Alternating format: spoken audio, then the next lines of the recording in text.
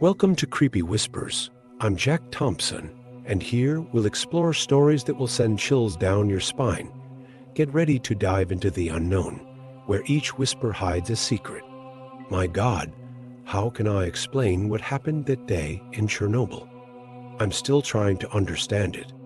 I'm a biologist, and I've always loved studying extreme environments, but nothing prepared me for the madness I experienced there. I was called for research on the effects of radiation on animals and plants in the region. At first, I thought, it's just another fieldwork. How naive I was. From the first step in that exclusion zone, I felt something was wrong.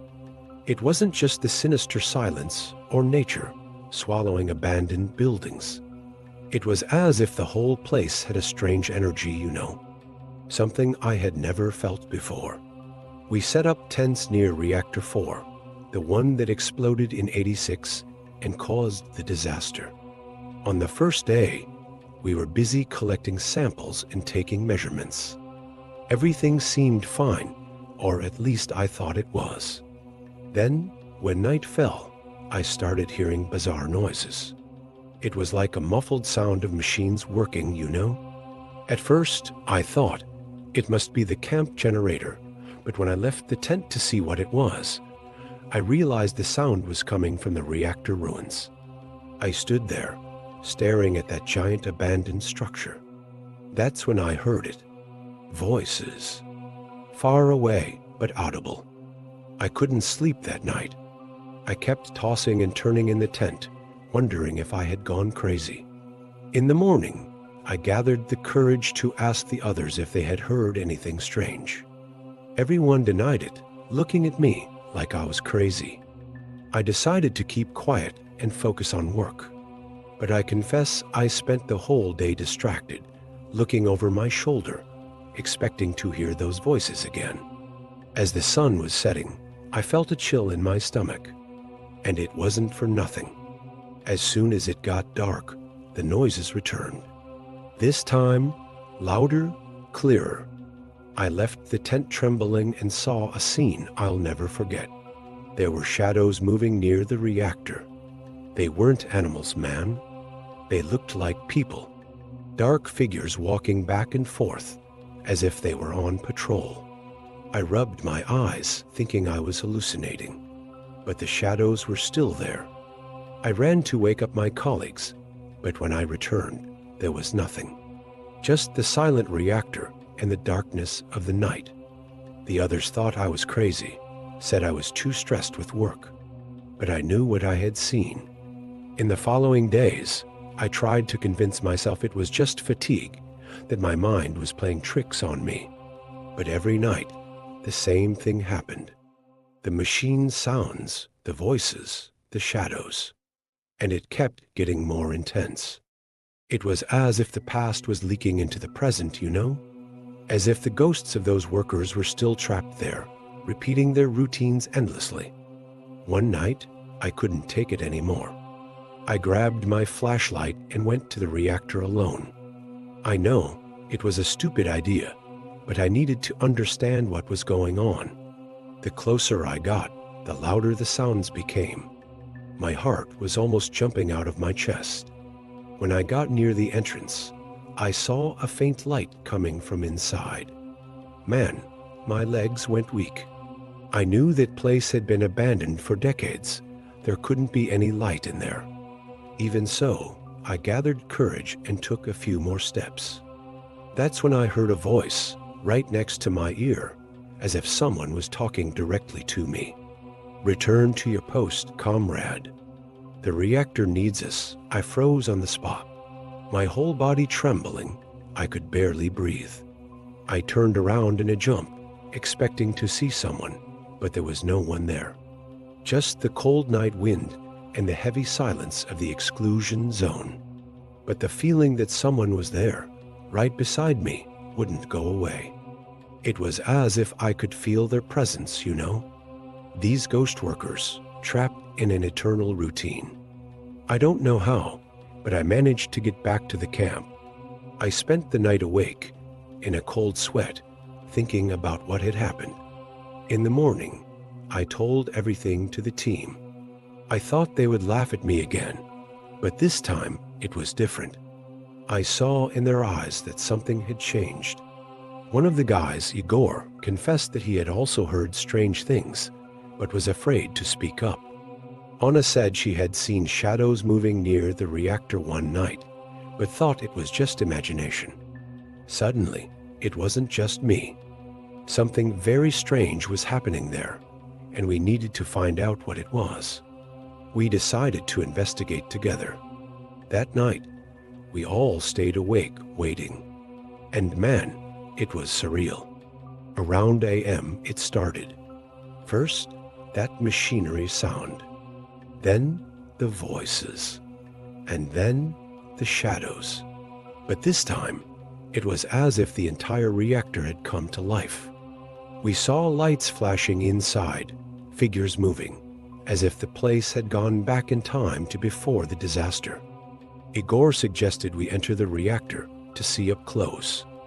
I know it sounds crazy, but at that moment, curiosity was greater than fear. We equipped ourselves with masks and Geiger counters and went. When we got near the entrance, the air became heavy, hard to breathe.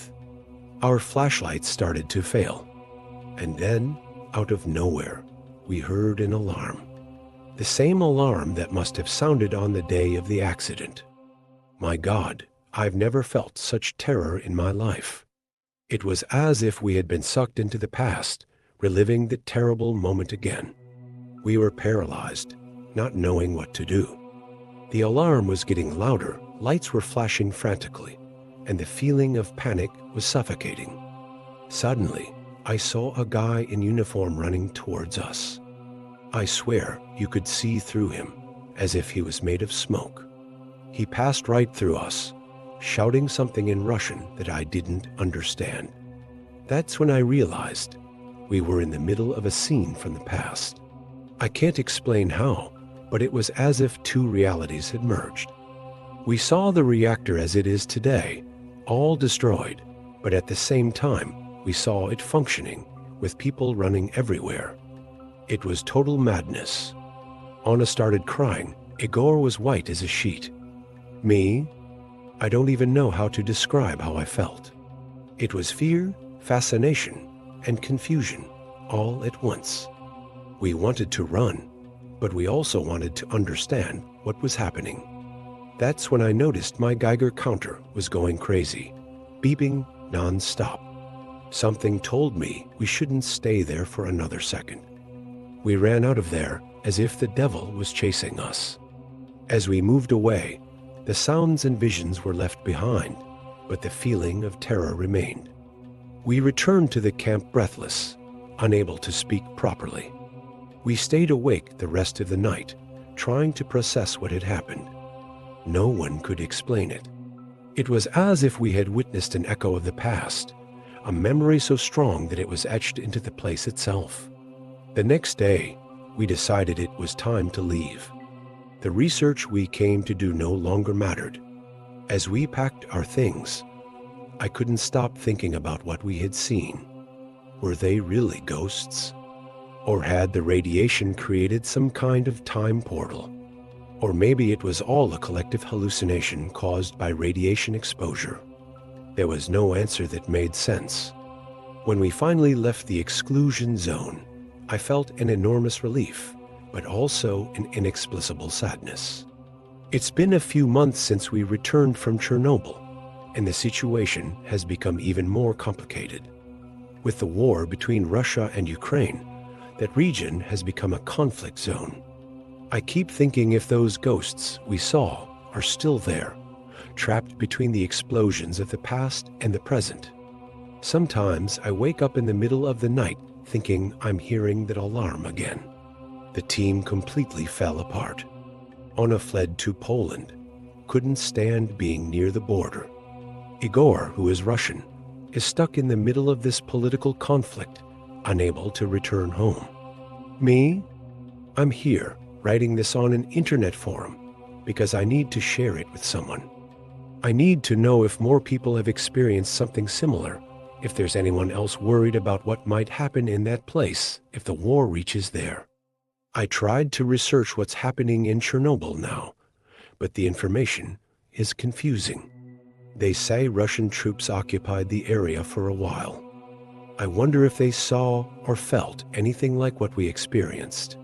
I think about all those souls trapped there, reliving the disaster, and now having to deal with a war too. It's as if that place never gets any rest. The worst part is that, with everything that's happening, no one cares about our story. Who's going to care about ghosts when there's a war going on? Our report was completely forgotten. Sometimes I find myself thinking about going back there, trying to understand better or maybe help somehow. But then I remember that voice in my ear, those shadows, and I realize that now, besides the fear of the supernatural. Last night, I received a message that left me shaken. It was from Victor, a local guide we met in Chernobyl. He got my contact and sent a desperate audio. He said things have gotten much worse since we left. With the war, the area has become even more isolated and dangerous. But what really scared me was what he told next. Victor said the phenomena we saw have intensified. They're not just at night anymore. He said he saw, in broad daylight, soldiers from the time of the accident mixed with current military personnel, as if the two realities were merging more and more. He talked about modern military equipment that simply disappears, and Soviet tanks appearing out of nowhere. The guy was clearly terrified, saying he didn't know what was real anymore.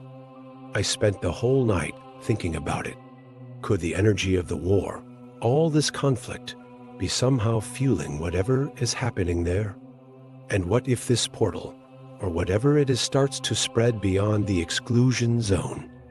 I keep imagining the chaos it would be if these visions started appearing in nearby cities. I'm seriously thinking about organizing an expedition to go back there. I know it's risky, with the war and everything, but I feel I need to understand what's going on. Maybe, if we can get concrete evidence, someone will finally take this seriously. But then I wonder, what if we discover something that no one is prepared to know? What if there's a reason for all this to stay hidden? It's crazy, I know. But after what I saw, after Victor's message, I can't simply ignore it. I feel there's something bigger happening, something that goes beyond the war, beyond the science we know. And for some reason, I feel I have a responsibility in all this. I just don't know yet what to do with this responsibility. The Chernobyl Exclusion Zone always existed in my grandmother's stories. She used to talk about her work at the plant before the '86 disaster, but I never thought I'd be here. Fate has a strange way of surprising us. A few weeks ago, my biggest concern was paying bills. Now I'm a Ukrainian soldier patrolling this history-haunted place. With a rifle in hand and senses on alert, every suspicious sound makes my heart race. Our mission is to monitor enemy activities, but there's something here beyond visible danger. It's not just the invisible radiation or abandoned buildings. It's as if the shadows themselves have a palpable presence, watching our every move. On the third night of patrol, something inexplicable happened. I was on guard, eyes fixed on the dark horizon, when I noticed movement in my peripheral vision. At first, I tried to convince myself it was just fatigue playing tricks. But then I saw it again. A huge, dark figure with wings that seemed to stretch across the night sky. What struck me most were its eyes, two bright red points that seemed to see right through me. I froze, torn between alerting my comrades and fear of moving. When I finally reacted and pointed my flashlight, the apparition had vanished without a trace. I hesitated to share the incident with the other soldiers. Who would believe me? They'd probably think stress was affecting my mind. However, that image was etched in my memory, haunting me every time I closed my eyes to try to sleep. In the days that followed, I tried to convince myself it had just been a hallucination caused by stress and lack of sleep. But it was hard to ignore the feeling that something was wrong. The air seemed heavier, the silence deeper. I began to notice that my companions were also tense, exchanging nervous glances and whispering among themselves. No one spoke openly about it, but it was as if everyone felt there was something more in that zone beyond the dangers we already knew. One night, during dinner, one of the older soldiers casually mentioned a local legend about a black bird that appeared before major disasters. I felt a shiver run down my spine. His description matched perfectly what I had seen. That conversation awakened something in me. I began to remember the stories my grandmother used to tell, stories I had always considered fairy tales to scare children. She spoke of a winged being that had appeared in the days before the plant accident, as if it were a warning that no one understood in time. At the time, I laughed at these stories, but now they took on new meaning. I decided to investigate further, discreetly asking other soldiers if they had seen or heard anything strange. To my surprise, several of them had stories to tell, shadows moving where they shouldn't, inexplicable sounds echoing in the night, the constant feeling of being watched. Each account made my heart beat faster, confirming that I wasn't alone in this experience. As the days passed, the tension in our unit grew. It wasn't just the constant threat of enemy attack that worried us, but also this invisible presence that seemed to surround us. I began to notice a disturbing pattern. Every time we spotted the black bird or felt its oppressive presence, something bad happened in the following hours. One night, after one of the soldiers reported seeing a giant shadow flying over the camp, we were surprised by heavy bombing. We barely managed to take shelter in time. On another occasion, the feeling of being watched preceded the discovery of an enemy patrol approaching stealthily. It was as if this entity was trying to warn us, but we didn't know how to interpret its signals correctly. I then decided to delve deeper into the history of the black bird. In the few hours off we had, I began researching old abandoned archives and talking to some of the few residents still living near the zone. The stories I heard gave me chills. Many spoke of similar sightings over the years, always preceding tragic events. An elderly man told me, with tears in his eyes, how he saw the creature flying over the plant on the eve of the '86 disaster. It was a warning, he said, but no one wanted to listen. His words echoed in my mind, making me wonder if we were ignoring something crucial. With each new account, with each dusty document I found, it became clearer that we were facing something that went beyond our understanding, something rooted in the contaminated soil of Chernobyl itself. As the weeks went by, I found myself torn between my duty as a soldier and the growing obsession with unraveling the mystery of the black bird. During patrols, my eyes constantly scanned the shadows, looking for any sign of that winged figure. My superiors began to notice my erratic behavior, casting suspicious glances in my direction. I tried to explain my theories to the unit commander, but was met with skepticism and warnings to focus on the mission. However, I couldn't ignore the fact that our most successful operations coincided with the times we paid attention to the black bird's signals. It was as if we were fighting two simultaneous wars, one against the visible enemy and another against forces we couldn't fully understand. One particularly tense night, as I stood guard alone, I felt that familiar presence approaching. The air became heavy, charged with static electricity. My whole body shivered, and I instinctively knew something big was about to happen. That's when I saw it clearly for the first time since that initial night. The black bird hovered in the air a few meters from me, its enormous wings blocking out the stars. Its red eyes stared at me with an intensity that paralyzed me. At that moment, I was absolutely certain it wasn't a creature of this world. It was as if all the suffering, all the radiation, and all the fear accumulated in Chernobyl over the decades had materialized in this entity. and it was there to tell us something. With my heart racing, I tried to communicate mentally with the creature, begging for clear guidance. That's when I heard the first distant rumble of explosions rapidly approaching. In the blink of an eye, the black bird disappeared, leaving only the echo of a sharp cry that reverberated throughout the exclusion zone. There was no time to hesitate. I ran back to the camp, shouting to wake all my companions. The explosions were approaching rapidly, and we could see the glare of missiles illuminating the horizon. Thanks to the black bird's warning, we managed to evacuate our position minutes before it was completely destroyed by an enemy attack.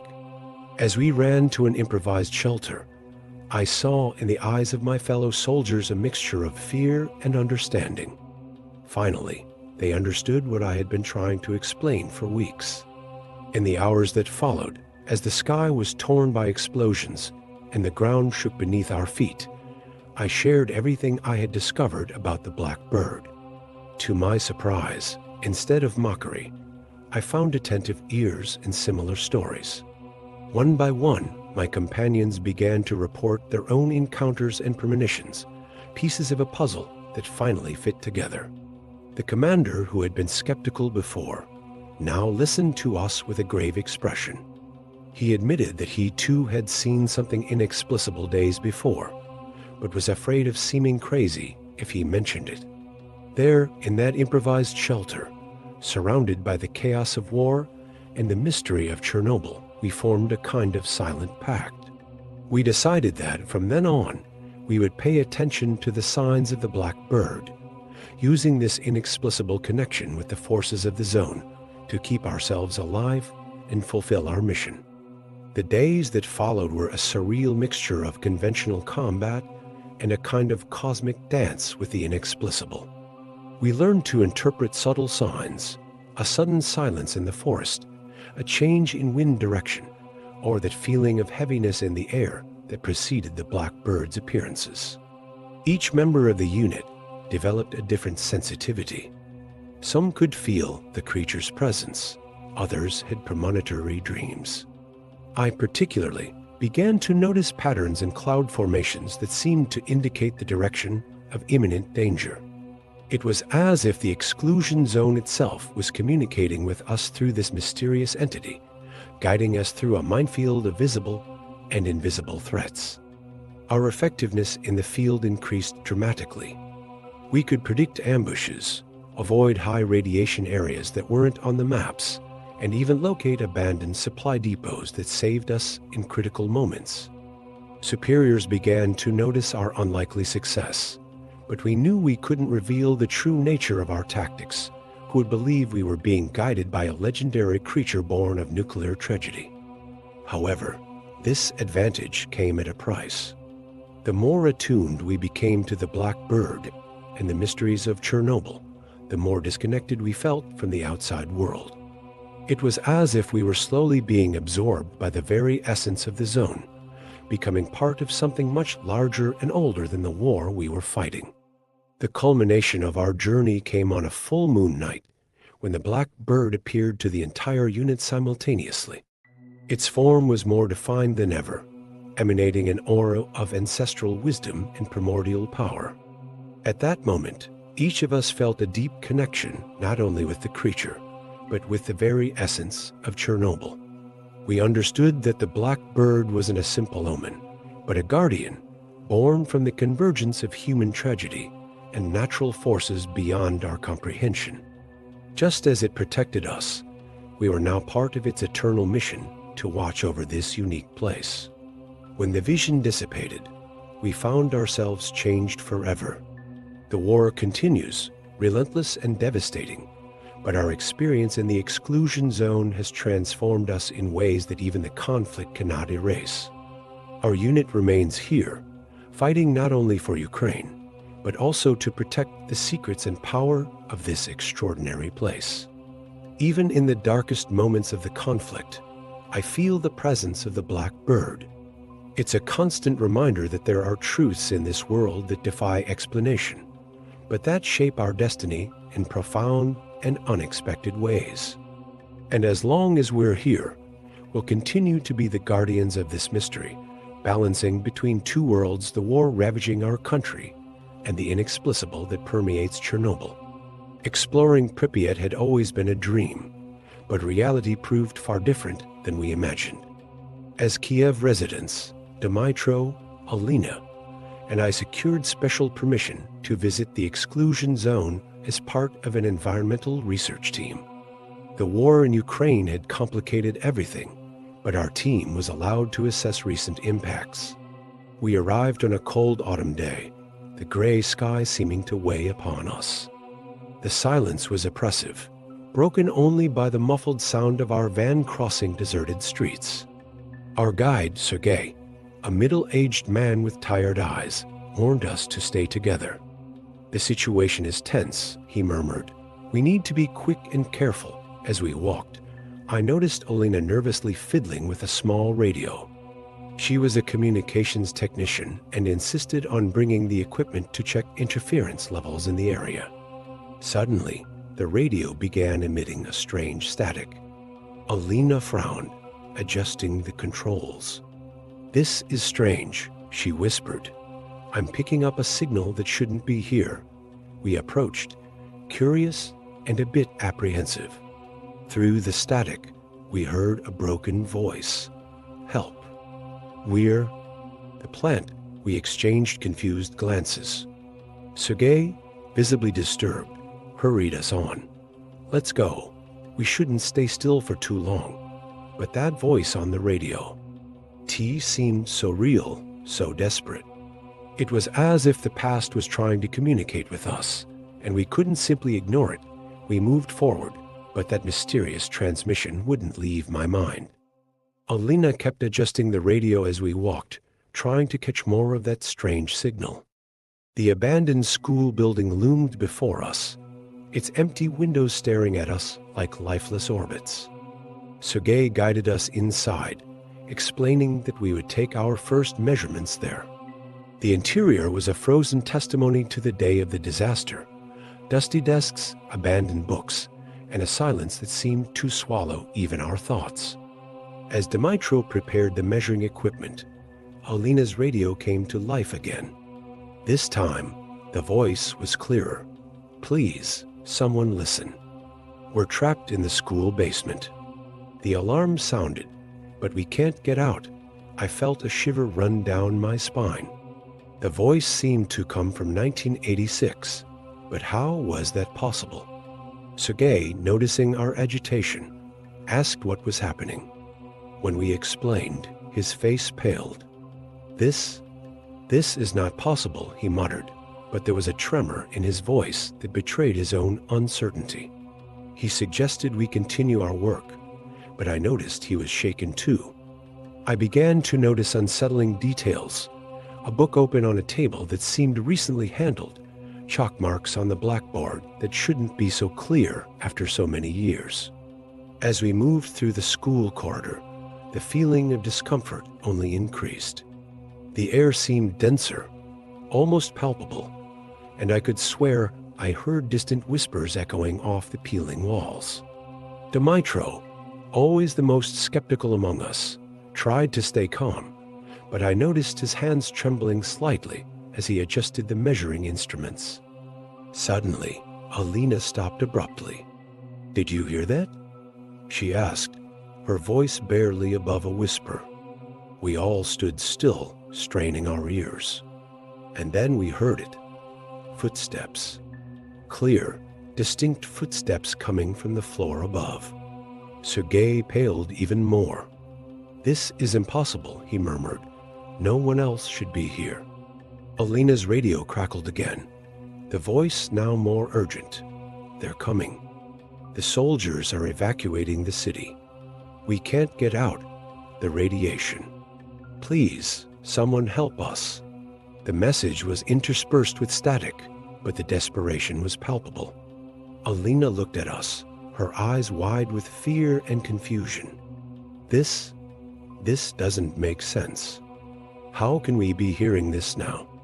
Dmytro, trying to maintain rationality, suggested we investigate the upper floor where the sounds were coming from.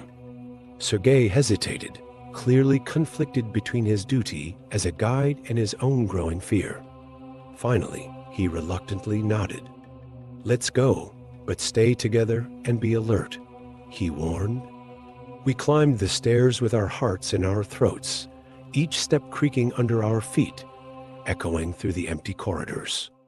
The second floor was even more deteriorated, with pieces of the ceiling fallen and vegetation invading through broken windows. And then, turning a corner, we saw something that made my blood run cold: fresh footprints in the thick dust on the floor. We stood paralyzed before those footprints, unable to process what we were seeing. They were recent prints, clearly visible in the layer of dust covering the floor. Sergei, with a trembling voice, broke the silence. This is not possible. No one has entered here besides us." Alina, still holding the radio, stepped forward, as if hypnotized by the marks on the floor. Suddenly, the device in her hands came to life again, this time with frightening clarity. "We're in the chemistry lab. The door is locked. The Geiger counter. The numbers are rising too fast. Please, if anyone can hear this." The voice was interrupted by a sharp sound, like a distant alarm. But it wasn't coming from the radio. It was coming from somewhere inside the building. We looked at each other, panic growing in our eyes. Dmytro, trying to stay calm, suggested, "It must be some old equipment reacting to our presence. Maybe the batteries." But before he could finish, we heard something that made my heart nearly stop: hurried footsteps and muffled voices, coming from the corridor ahead of us. These weren't echoes from the past through the radio. They were real, present, frighteningly close. Sergei, regaining some of his composure, urgently whispered, "We need to get out of here." Now we began to slowly back away, our eyes fixed on the end of the corridor, where the sounds seemed to be coming from. That's when I saw something that defied all logic. For a split second, in the blurred reflection of a broken window, I saw figures moving. They weren't our reflections. They were people dressed in 80s clothes, looking as solid and real as us, but transparent. I blinked, and the vision vanished, but the feeling that we were trapped between two realities remained. Panic took over, and without thinking twice, we started running towards the exit. The corridors, once silent, now seemed alive with indescribable sounds, a mix of distant voices, alarms, and the echo of our own terrified footsteps. We stumbled down the stairs, Sergei in front, frantically guiding us out of the building. As we reached the ground floor, Alina tripped and fell, the radio slipping from her hands and sliding across the dusty floor. The moment the device hit the wall, a cacophony of voices erupted from it, as if we had opened a portal to the past. There were dozens of overlapping voices, all crying for help, all trapped in the moment of the disaster. Dmytro stopped to help Alina, but I stood paralyzed, staring at the radio. For an instant, I swore I saw images forming in the air around it, silhouettes of people running, children crying, the chaos of the evacuation day materializing like a ghostly projection. "Let's go," shouted Sergei, pulling me by the arm. We stumbled out the front door, the cold outside air hitting us like a slap, bringing us back to reality. But reality no longer seemed as solid as before. Panting, we turned to look at the school building. For a moment, it seemed to oscillate before our eyes, as if alternating between the present and the past. The broken windows flickered, sometimes empty, sometimes full of frightened faces watching us.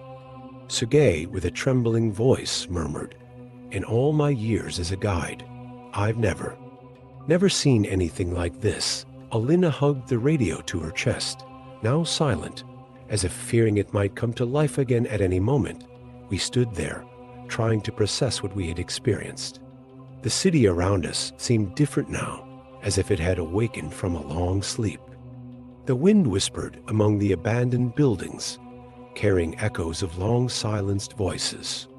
Still dazed, we slowly moved away from the school building, unable to take our eyes off that structure that now seemed to pulse with an inexplicable energy.